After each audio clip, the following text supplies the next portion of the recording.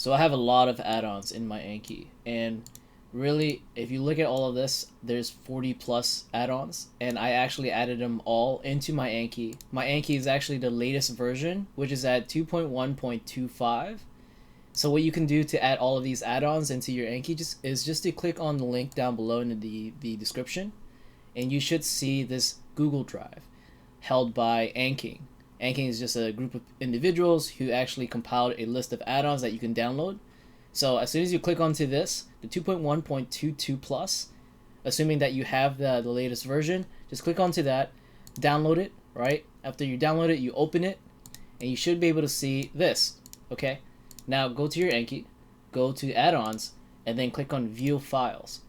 As soon as you click on view files, this is actually the folder where you should have all of your add-ons. And so what you should do is just click on where the add-ons are from, the new add-ons, okay?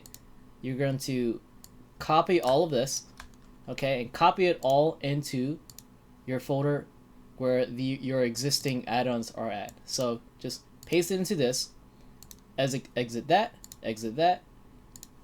restart Anki, okay, and then you should be able to have all of the add-ons into your Anki. That's pretty much it.